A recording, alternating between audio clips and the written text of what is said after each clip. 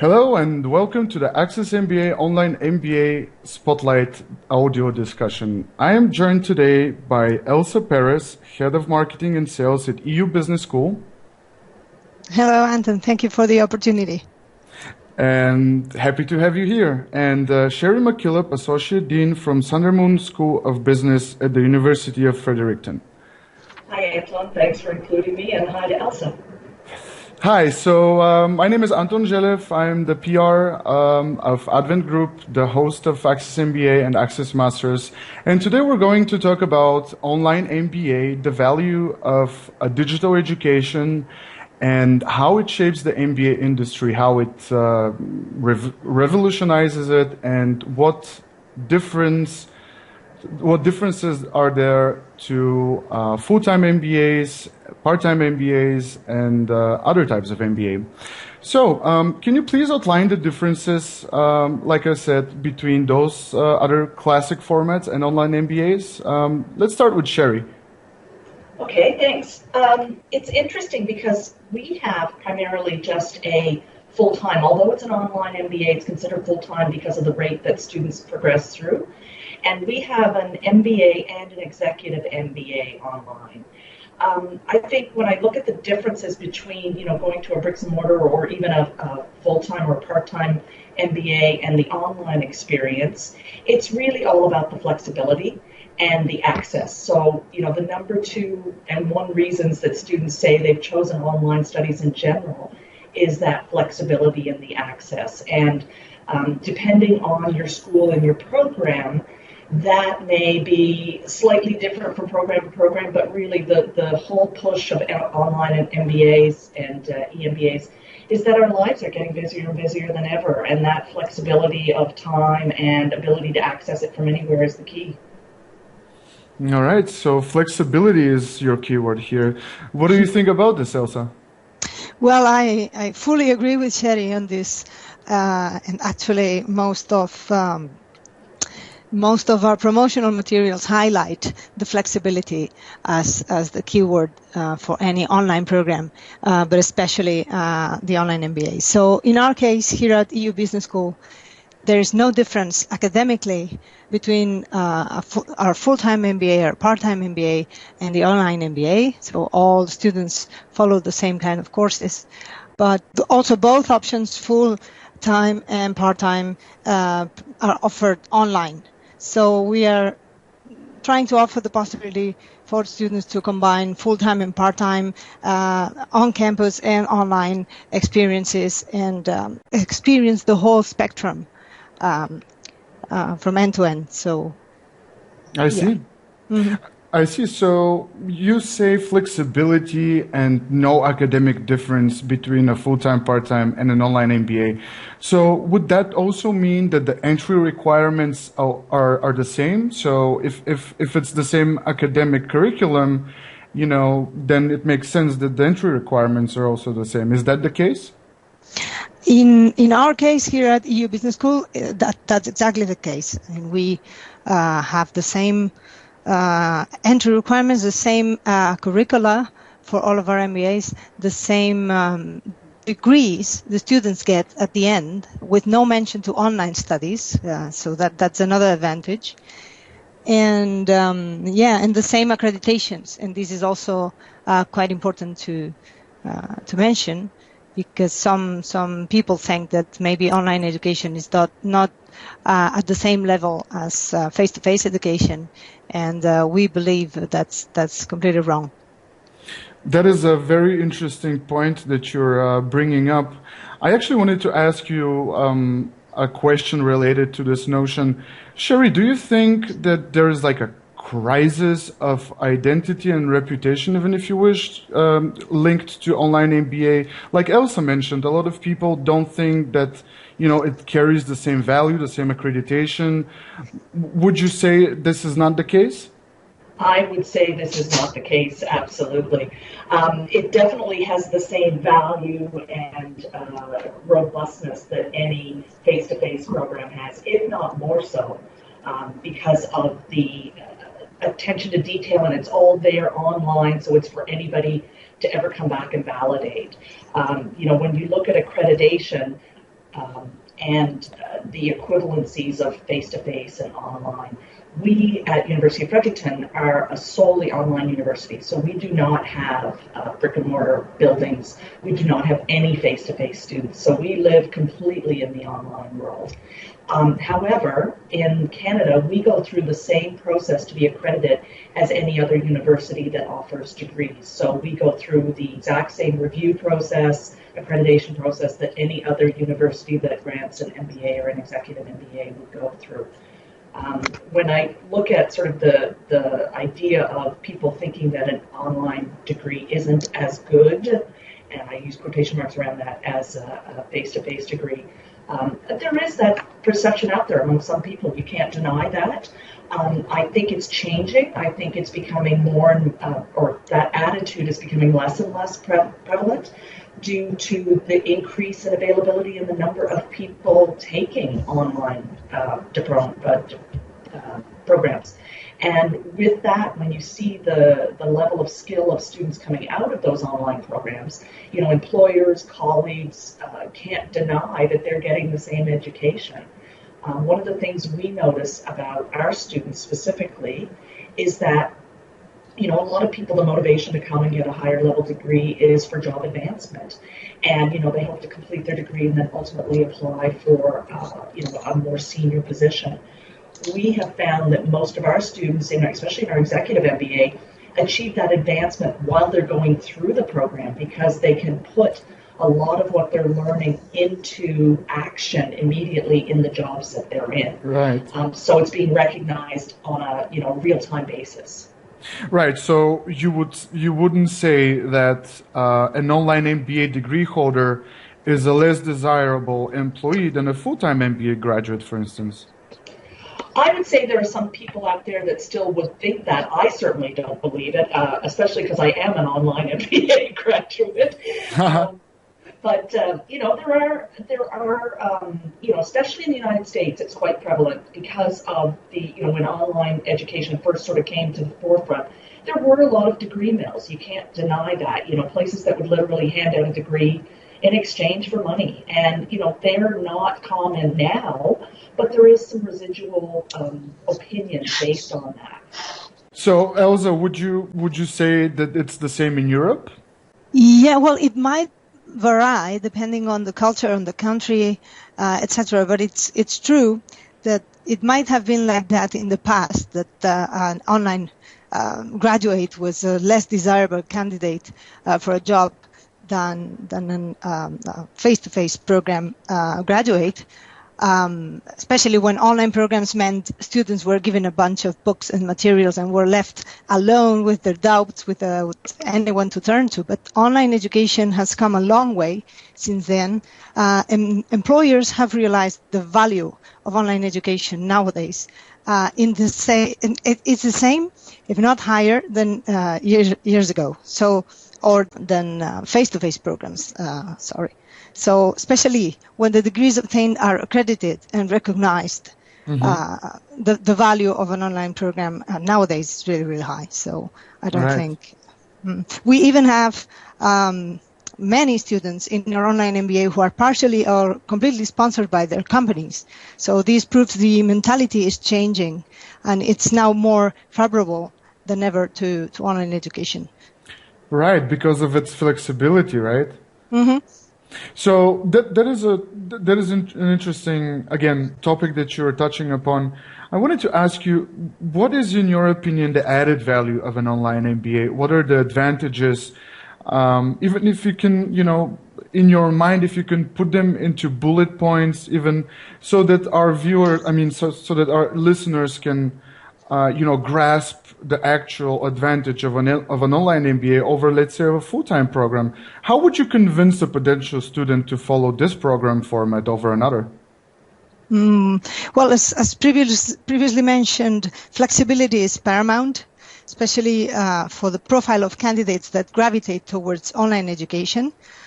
because they are very busy, full-time working professionals, and they have family commitments, so they have very limited time to devote to education. So being able to network with the global class faculty, because you can have faculty in every corner of the planet, lecturing for you. They are not circumscribed to a specific location, and the same with students. So being able to network with students with diverse backgrounds, academic, professional, and cultural backgrounds, is also usually highlighted by our students as a key element in the program.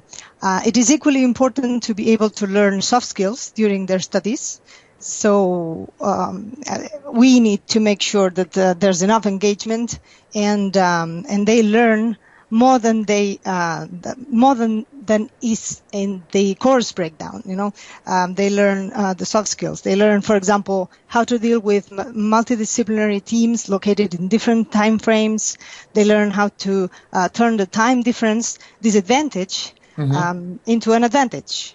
Having someone in the team working in the project at all times, 24/7, while the others are sleeping. So it's they learn all of these things through this kind of program, and they would also improve their technological skills, and it's beneficial for everybody. And this mix of cultures, this learning from this collaborative learning from what your peers in the program can bring from their own experience, etc., is a very enriching experience for an online MBA as well. You almost bought me, So I think that was a very punchy, I think, explanation as to why online MBA has great value. So I really like the idea of, Can I just jump in and add something there? Of course. I think another advantage to the online MBA as opposed to a full-time in a classroom face-to-face is that you can maintain your job. You keep working, and so you are putting things into place. You're applying them as you're learning, which reinforces the learning. And that allows, Elsa, you mentioned earlier about having companies sponsor employees into the online world, is that's such a key, because if they recognize the skills and the opportunity and the development opportunity of a particular employee, they don't want to let them go for a year or two to take a face-to-face program. They want to keep using them. Yeah. So the fact that an online program can continually allow you to grow at the same time as you are studying is a real advantage. But other than that, Elsa, I think you hit all the high points. Thank you. So I really like how you both touched upon the idea of flexibility, and not only like a hollow word, but kind of taking this whole notion and everything that comes with it and kind of applying it in the teaching process and in the curriculum itself. I really like this notion of flexibility, not only as a marketing sale word, but also as part of what you teach, especially given that this program itself is very flexible. Wouldn't you say so? Absolutely. I would say that, because as I mentioned, most students, I would say about 95% of our students are working. And, life happens. They have families, they have children, they have jobs that have deadlines as well. And, as an institution, you have to respect that. If you're saying that you're flexible, you have to be flexible on more than just the delivery, but on the receivables as well. That's not to say there aren't deadlines that have to be met from a school basis, especially when there's group work, because you have other people depending on you, but there is that level of flexibility. And I find that because all our students are in that situation in life, they're more accepting of even their co-workers or their co-students in group work on deliverables. It's like setting guidelines, and it's the same in some ways as having a job.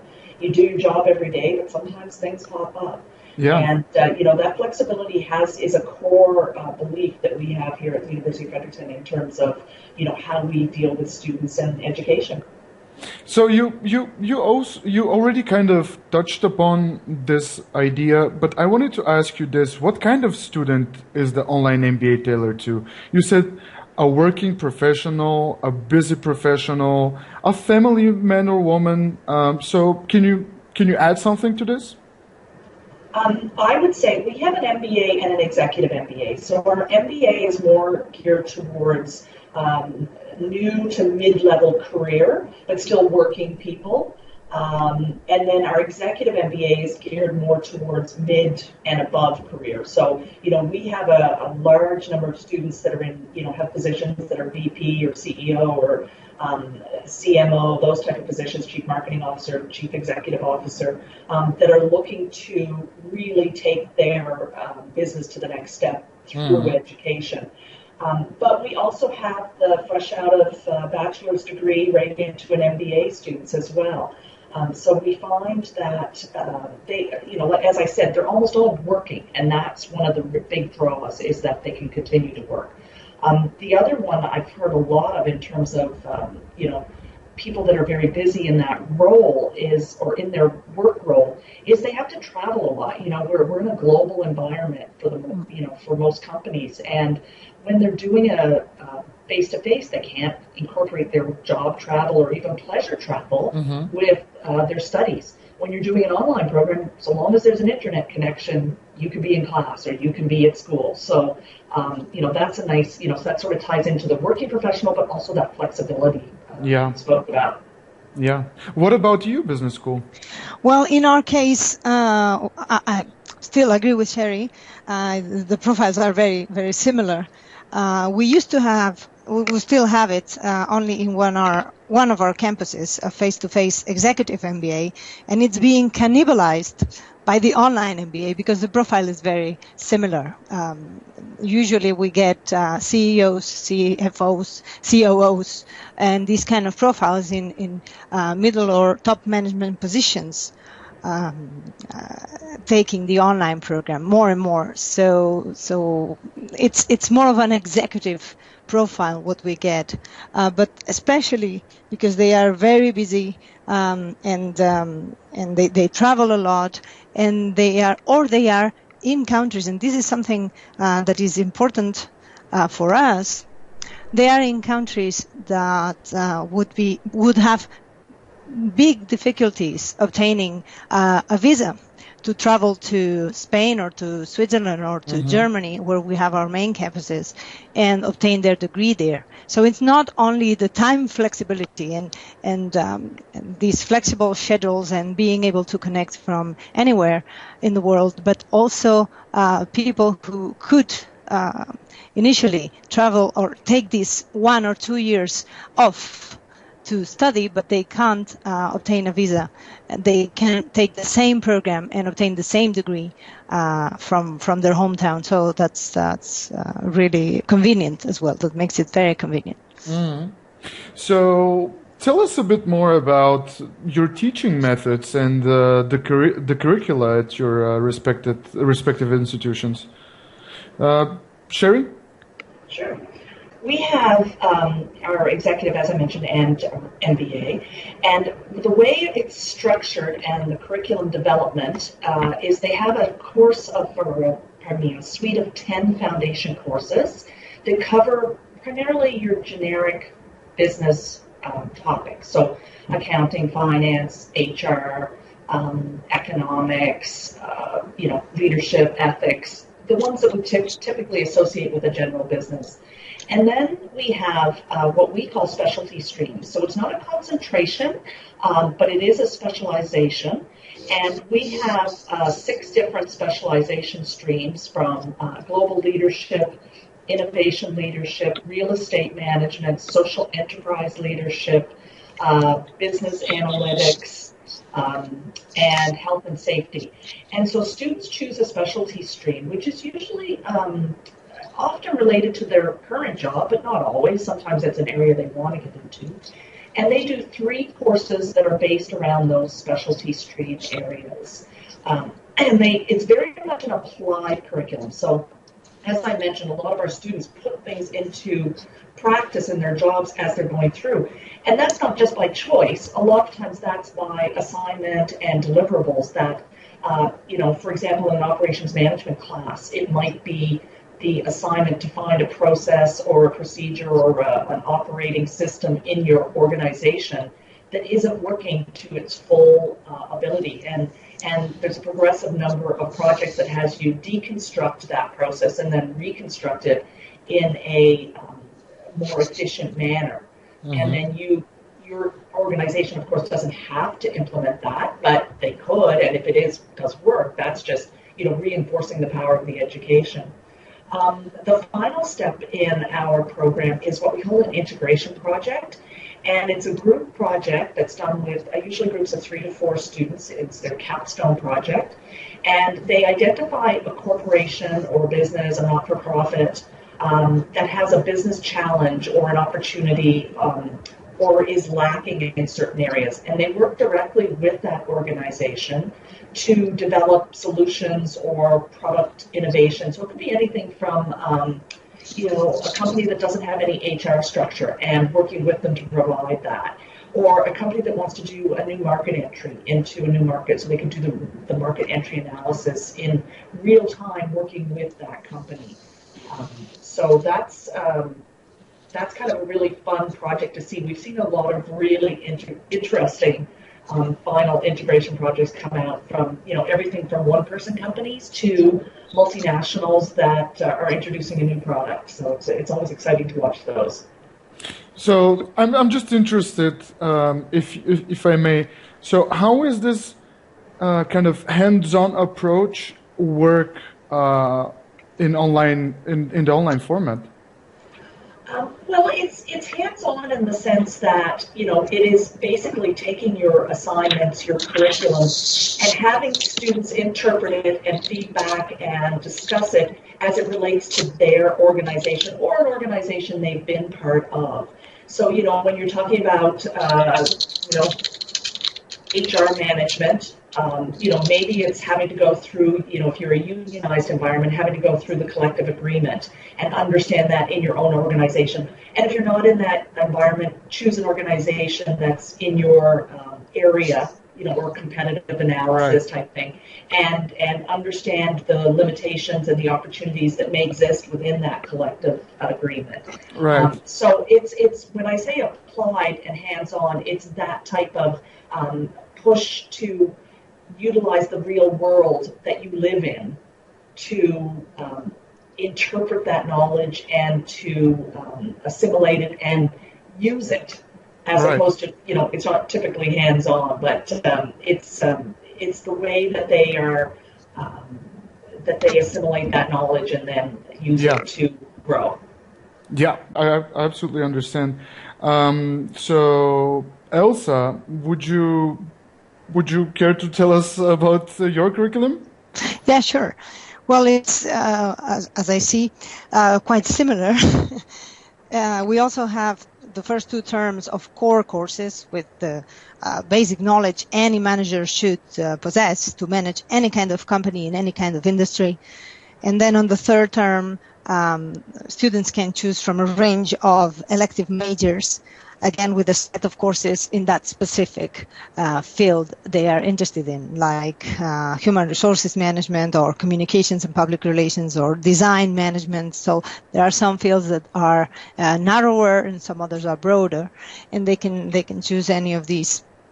But the interesting thing here is how the courses develop over the different terms, because for us, the most important thing is to guarantee there's enough engagement. Students are there checking the forum posts every day and adding to the conversation and bringing their own experience into the virtual classroom for the rest of their peers to work with.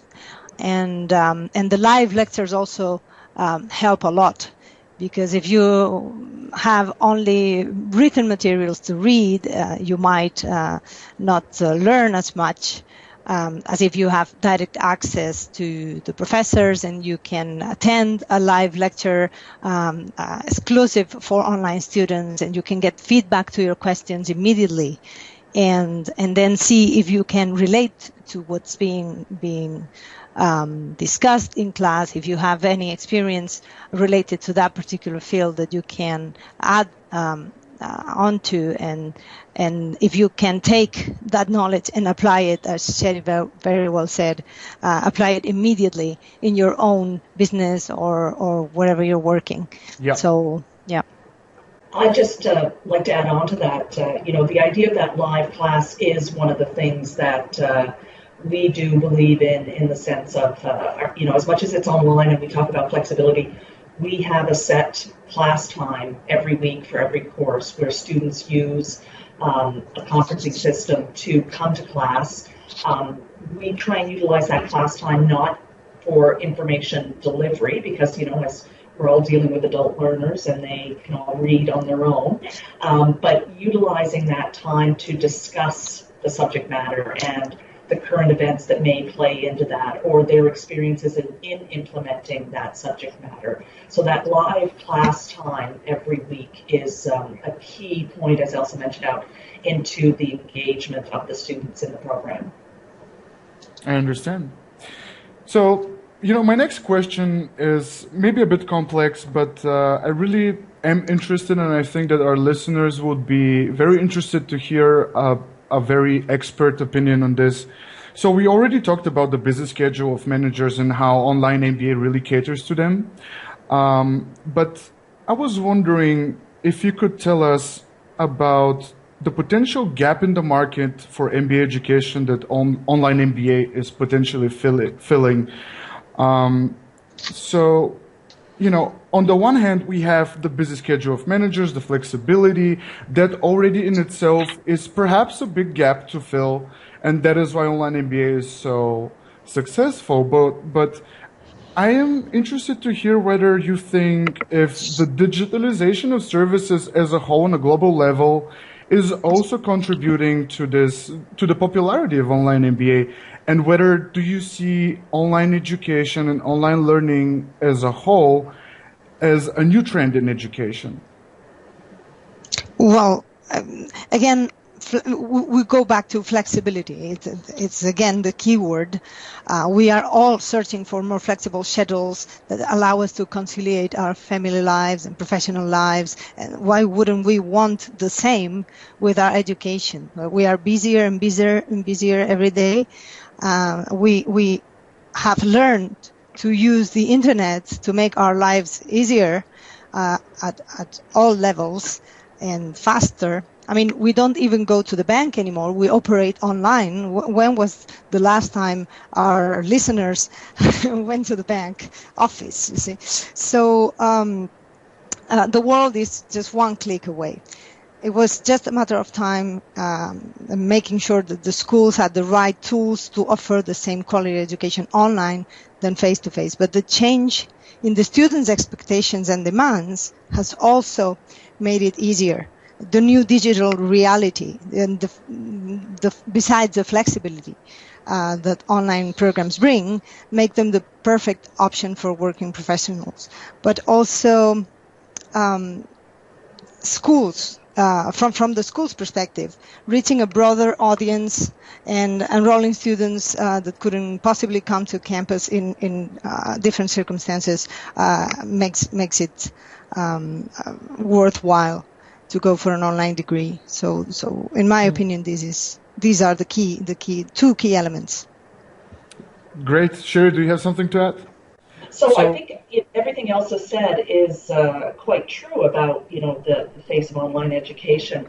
But the one other thing is the availability. It's, we have students that are in very remote parts of Canada that, are hundreds and hundreds of kilometers away from any bricks and mortar university and are working in their small community, so can't leave it.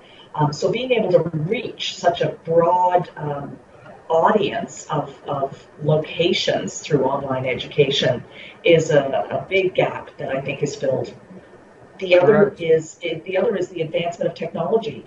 20 years ago, what we're doing now would not nearly have been as easy, if possible, and nor would people have access to it easily. In that sense, it's very exciting to think about online education as we move into the future, because technology is only going to continue to advance, and as a result, who knows what the face of online education will look like in 20 years. It may be that we're all avatars sitting in a virtual classroom interacting remotely the same way we would if we were face-to-face with each other. So. That is a very Carl Sagan notion. I think I like it. Futurists on this show listening would be I think smiling when you were saying this. But both of your answers kind of lead me to my next question, which is, do you believe that online can replace full-time?